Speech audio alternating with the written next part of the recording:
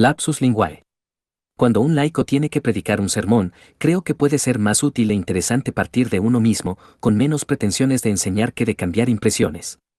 No hace mucho, al emplear la colecta del cuarto domingo después de la Santísima Trinidad para mi oración personal, descubrí que había cometido un lapsus linguae. Lo que debía pedir en mi oración era servirme de los bienes temporales de tal modo que no acabara perdiendo los eternos, y me di cuenta de que lo que estaba pidiendo era servirme de los bienes eternos de tal modo que no acabara perdiendo los bienes temporales. Evidentemente, no creo que un lapsus linguae sea pecado. No me considero un freudiano tan radical como para pensar que todos los lapsus linguae de este tipo tienen sin excepción una importancia decisiva. Pero sí creo que algunos la tienen, y este es uno de ellos. Pensé que, sin darme cuenta, lo que había dicho estaba muy cerca de expresar lo que realmente deseaba. Digo muy cerca de expresar, no que estuviera expresando exactamente eso. Jamás habría sido tan necio para pensar que nos podamos servir estrictamente de lo eterno.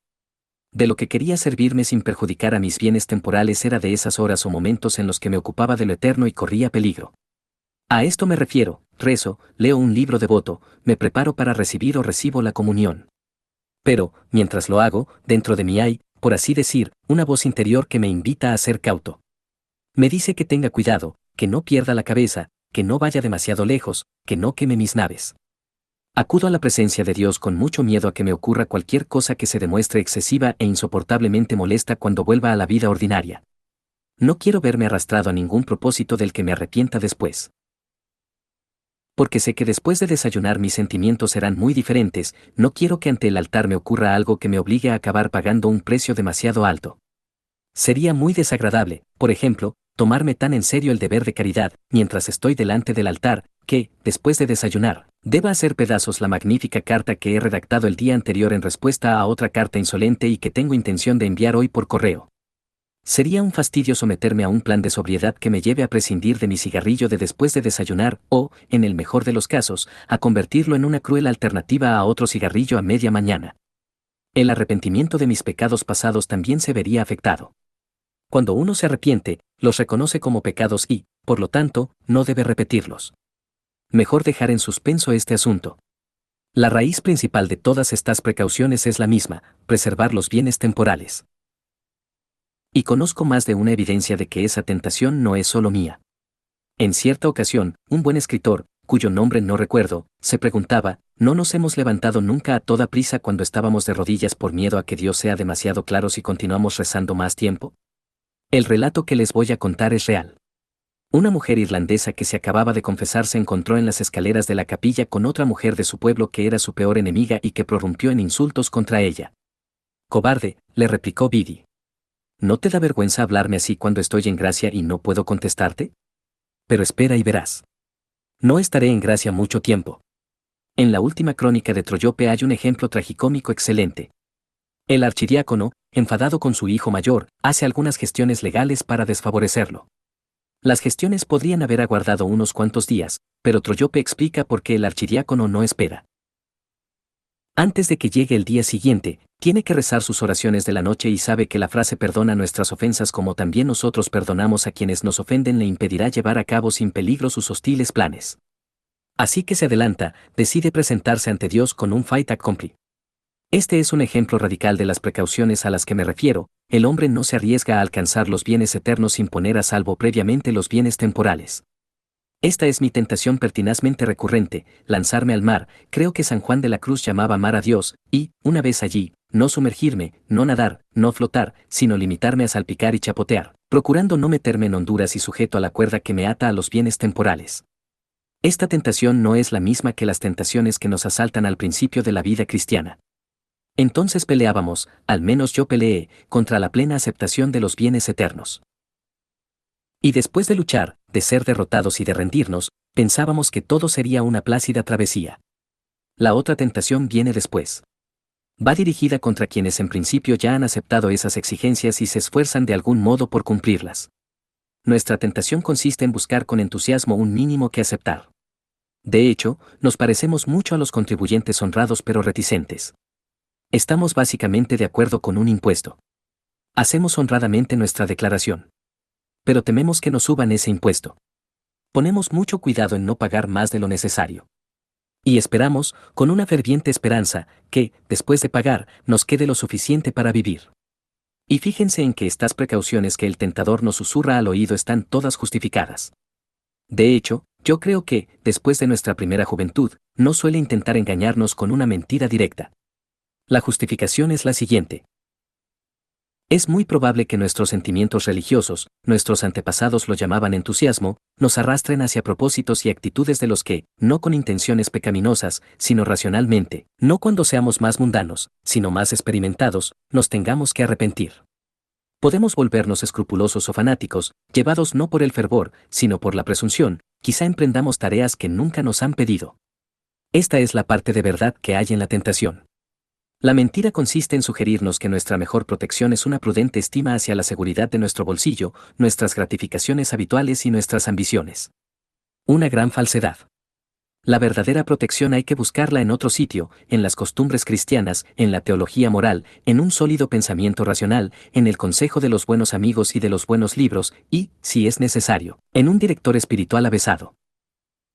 Es mejor aprender a nadar que una cuerda salvavidas. Porque esta cuerda en realidad no nos asegura la vida, sino la muerte. No se trata de pagar impuestos y vivir del sobrante. Lo que Dios pide no es cierta cantidad de nuestro tiempo o cierta cantidad de atención, ni siquiera nos pide todo nuestro tiempo y toda nuestra atención, nos pide a nosotros.